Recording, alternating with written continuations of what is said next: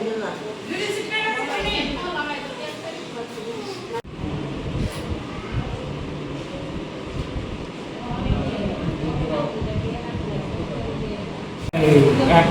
পেশেন্টের হয়েছে, আমি তো বললাম যে একটা পেশেন্টের জিপি কম আছে, জিপি 90/50 এরকম আছে।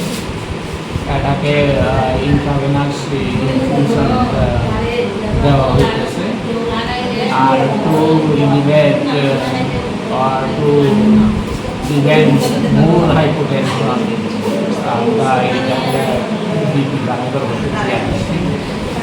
আর একটা স্টুডেন্টের হয়ে গেছে হাইপারটেনশন, এটা বিপি রক্তচাপ মাপার করে I have found that তার বিপি 177/120।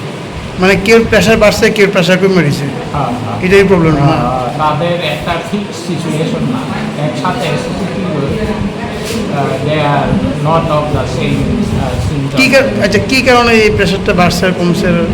এটা প্রেশার বাড়তে পারে ডিউ টু স্ট্রেস অর এই বয়সে তো এই দমনিক রূপ থাকবে বলে মনে হয় না। তো স্যার তাই বলে কি স্যার একসাথে একই স্কুলের মানে 5 জন ছাত্রছাত্রীর এরকম একসাথে ঘটনা এরকম হতে পারে? এগুলি হয় অনেক সময়। এই সাধারণত এটা স্কুলে গিয়ে জিজ্ঞেস করতে হবে কি জন্য এরকম হয়েছে, যে মাস। তবে এফেক্টটা সেম না। গরম টরমে লেগে এরকম এফেক্টটা সেম না। না, আমি গরম টরমে লেগে কি এরকম হইতেছে না। হিট উষ্ণটা এতটা হিট তো নাই, যে হাইপার হিট উষ্ণ মানে কি, হোয়াট ডাজ হিট উষ্ণ মিন? হিট উষ্ণ মিন দ্যাট হাইপার পাইরেক্সিয়া। ঠিক আছে, এখন temperature setting in the thermometer is not range, but the body এখন তারা কি রকম আছে? ট্রিটমেন্ট দেওয়া হইতেছে।